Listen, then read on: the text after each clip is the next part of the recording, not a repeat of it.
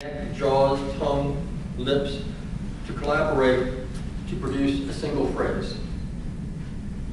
One motor neuron can trigger 2,000 muscles in your arm to move your arm, but the neurons for speech in the vocal cords or larynx sometimes are tied to just one or two single cells. So you may have hundreds and thousands of neurons firing just to move so you can say hello. Okay, I got some other facts I will bring up later. But first, let's introduce our first speaker. And that is Mark Guy. He will be presenting his speech for the contest. He's practicing that. And the title of the speech is Time to Speak is Now. Time to Speak is Now. Mark Guy.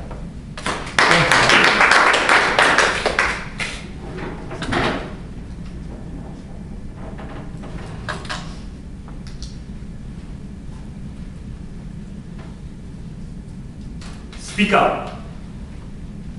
You can change your life. Speak up. And you can give a voice to someone who doesn't have one. Fellow Toastmasters, honored guests, have you ever remained silent about things that matter to you? I have. In fact, silence and I were the best of friends. I used to run into its warm embrace so we could sit together. Silence. It started when I was just a little boy. When we first came to this country from Russia, I had all these great dreams. I'm gonna make so many new friends. Everyone kinda like me. I was finally at the land of the free and the home of the brave.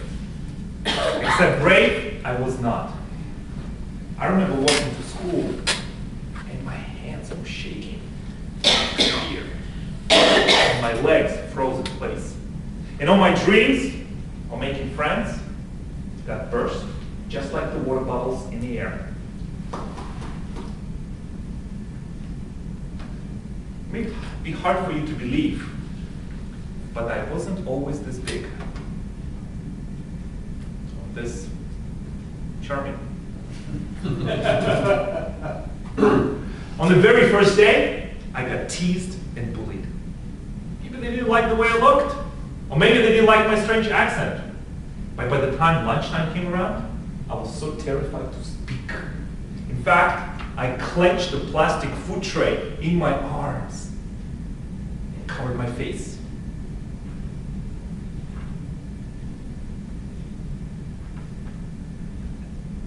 I was a stranger in a strange land, terrified to speak. Have you ever felt like that? Over the years, I learned that silence can kill. In fact, silence almost killed me. 10 years ago, I moved on with my life. Got a new home, new job in Philadelphia, and a new girlfriend. Everything was going great! Except as we tangled together in our relationship, I discovered there were some major differences between us. Do you ever get this gut feeling right here that something is wrong? When you say nothing? See, I was convinced that remaining silent was the best way to handle the relationship. Boy, was I wrong. One night, she asked me to meet her friends. I said, sure. We ended up in the bad section of town. Next thing I know, I was robbed and assaulted and left to die by those same friends. My girlfriend, she left. What? Abandoned me. I remember waking up with my face down on the ground as I regained consciousness. First thought in my head, I have got to learn how to be better girlfriends. Before that time in Philadelphia, it was I who abandoned myself first. Every time I had a chance to speak up about what was important to me, guess what I said? absolutely nothing. And a little part of me died. And that's how I learned. If you don't speak up, you're going to have to live with the consequences of your silence. But it doesn't have to be that way. I learned to have the courage to speak up. My friend told me that. My friend Anna, I met her in Orlando. I was working on a nonprofit. She listened to all my stories. She made fun of me. We became friends. One day, the boss at the firm asked to speak to Anna. Now, he had a reputation as being a bully, beating people into submission with his words. This his way or the highway. A few minutes into the meeting, I see Anna running for the exit of the building. I say, Anna, stop! What happened? She turned around. Said nothing. I remember all the flashbacks that I got from all those years being teased and bullied. As I walked over to see my boss, my hands shaking just like all those years ago. I looked him straight in the eye and I said, I cannot do this.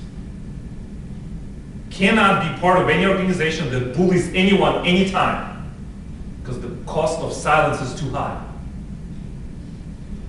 Anna and I both left. By me speaking up that day, gave the courage to everyone else to confront the boss. And Anna was never bullied again.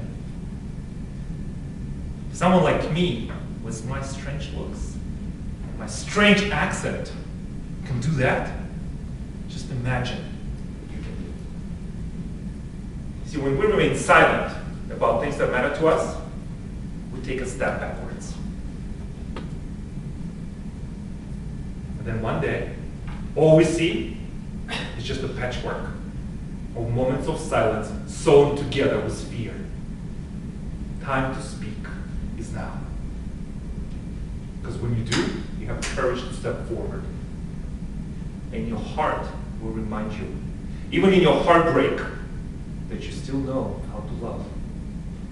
When you speak up, you're reminded how to be a friend and give a voice to someone who doesn't have one. No, I get it. It is scary, scary, scary to speak up. Especially if you've been hurt or abandoned. I know. But when you speak up, you finally let go of the fear and you can grab hope. And that means something. A few weeks ago, my friend told me, Mark, your life shrinks and expands according to your courage. But you'll never know it if you don't speak up. Mr. Toastmaster.